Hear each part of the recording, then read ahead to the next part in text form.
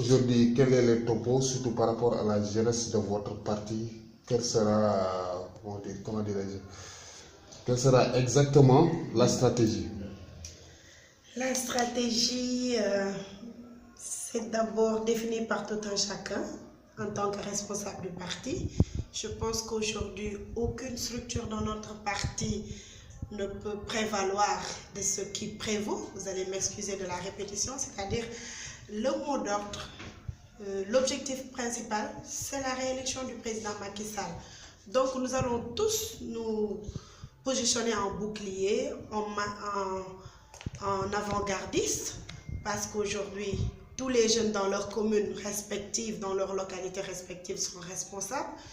Il ne saurait pas être, il n'est pas nécessaire qu'on parle vraiment de structure du parti, mais qu'on parle de militants, parce que la grade la plus élevée dans un parti politique, c'est vraiment le grade de militant. Si chacun joue son rôle dans sa localité, si chacun joue son rôle dans sa commune, dans son département, je pense qu'avec le bilan du président Macky Sall, plus que positif vu ses réalisations, on peut vraiment passer au premier tour et c'est ça qui est nécessaire.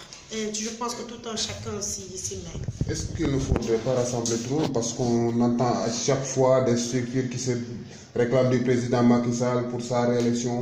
Est-ce qu'il ne faudrait pas rassembler les forces au lieu de les disperser? C'est toutes des forces vives. Aujourd'hui, plus que jamais, le président de la République a besoin d'une union sacrée autour de sa réélection. C'est ça qui prévaut, je l'ai dit tout à l'heure.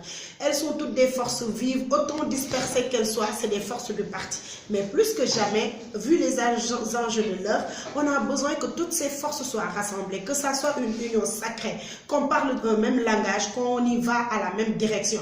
Parce que la direction aujourd'hui, c'est ce que les Sénégalais attendent du président Macky Sall, qu'ils ont vu et que nous avons le devoir de vulgariser. C'est quoi son bilan dans le monde rural, son bilan dans le monde urbain, suburbain et voilà, au niveau national. Tout le monde en est conscient et je pense que c'est pourquoi même l'opposition ne voudrait ou ne souhaiterait jamais appeler le président ou le camp du pouvoir à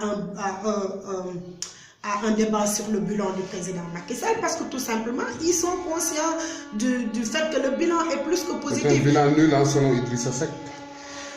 Alors, parler de ce gars, ce vadrouillard qui perd tout son temps à faire les rues nationales et internationales, un gars qui n'excelle que dans l'échec, un gars qui n'excelle que dans la compromission, un gars qui, avec un pourcentage électoral qui chute de joute électorale en joute électorale, on ne saurait mettre l'accent sur cette personne qui a fini de décrédibiliser sa personne et son électorat au niveau du Sénégal. Ce qu'on veut aujourd'hui, c'est se focaliser sur ce que le président a fait jusqu'ici, c'est-à-dire les atouts, parce que vous et moi, je suis issu du monde rural et je suis plus que consciente de tout ce qui a été fait au niveau des femmes, leurs conditions de vie, au niveau de l'accès à l'eau potable, au niveau du PUDC, les pistes rurales et l'électrification des villages. Je pense que le bilan ne saurait être aussi positif que ça.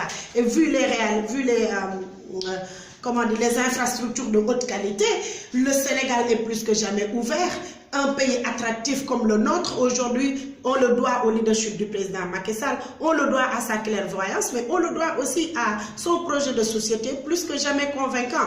Nous allons aller aux élections, pas pour se focaliser sur une opposition qui n'a pas de bilan, bien sûr, qui va perdre son temps à parler d'un débat futur qui ne concerne pas et qui n'intéresse pas les Sénégalais. Nous, du parti au pouvoir, nous allons nous concentrer sur ce qui est l'essentiel, c'est de s'unir autour de cet essentiel-là et constituer un bloc plus que jamais déterminé à aller aux élections de 2019 et donner au président Macky Sall un second tour. Et vous allez m'excuser, pas un second tour, un passage au premier tour, vous allez m'excuser, ça ne sera pas une réélection politicienne ou politique, ça sera une réélection plus que jamais nécessaire parce que ça va nous permettre de découler ou bien de faire les grands axes du plan Sénégal émergent. Et c'est ça qui est important. Et pourtant, dans Benno Bokk, dans certains partis, si je prends la LD par exemple, qui a exclu certains de ses membres, aujourd'hui, l'autre camp dit que ceux qui sont exclus sont du camp de Macky Sall. Est-ce que cela ne veut pas dire que Benno aujourd'hui a un problème?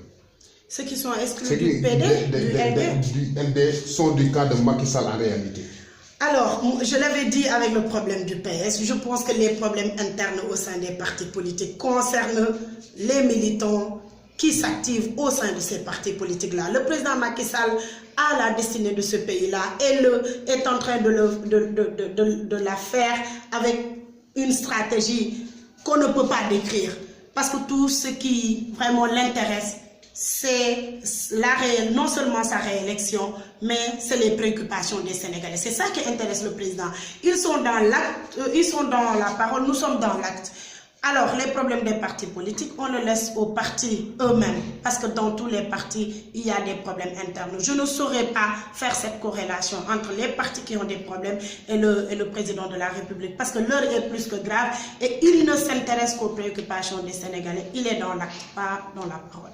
Est-ce qu'aujourd'hui, l'APR n'a pas peur si, par exemple, l'opposition qui réclame un ministre de l'Intérieur vraiment neutre et le président Macky Sall dit « je ne nommerai jamais un général à la tête de ces élections-là ». Mais il a raison. J'étais dans cette même salle à Addis Abeba quand il prononçait ces mots-là qui plus nous réconfortent.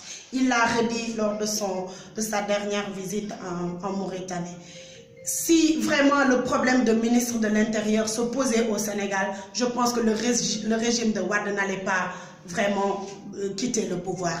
Donc ça a toujours été le cas. C'est coutume chez nous, c'est quelque chose qui a toujours marché et n'empêche, si les Sénégalais sentent le nécessaire de vraiment remplacer un président par un autre, ils le font. Donc ce n'est pas un problème de ministre de l'Intérieur qui se pose. C'est un problème, comme je l'ai dit tout à l'heure, d'opposition qui veut verser dans les futilités, qui veut verser dans les faux débats, qui veut divertir les Sénégalais. Et nous ne sommes pas dans ça. Le président a raison de dire qu'il ne va jamais élire un général à la tête du ministère de l'Intérieur parce que tout simplement, il a été ministre ici sous Wade. Si le problème de ministre de l'Intérieur ou vraiment comment dirais-je, de vol des élections, comme ils ont l'habitude de dire, était possible au Sénégal, sous Wade, qu'est-ce que Wade n'avait pas comme pouvoir, comme argent, comme monopole de tout. Et les Sénégalais, seuls en tout cas, force souveraine, quand ils ont décidé, le peuple seul souverain, de déguerpir Wade, il a quitté le pouvoir, vous allez m'excuser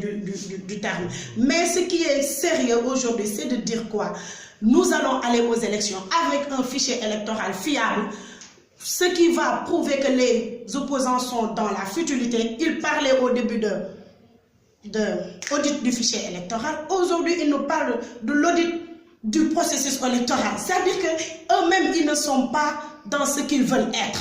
Parce que si quelqu'un ne se sent pas vraiment dire quelque chose qui veut convaincre les Sénégalais, on ne peut pas définir ce qu'il veut dire. Le Sénégalais, aujourd'hui, plus que jamais déterminé, plus que jamais conscient, tellement mature en politique, nous suivent, nous entendent et savent que cette opposition n'a vraiment pas de bilan et n'a vraiment pas quelque chose à les proposer. Et le président n'est pas dans ça, il est dans l'acte. Okay, mais répondez-vous à ceux qui prétendent que l'actuelle coalition présidentielle ne suffit pas à réélire le président Macky Sall au premier tour.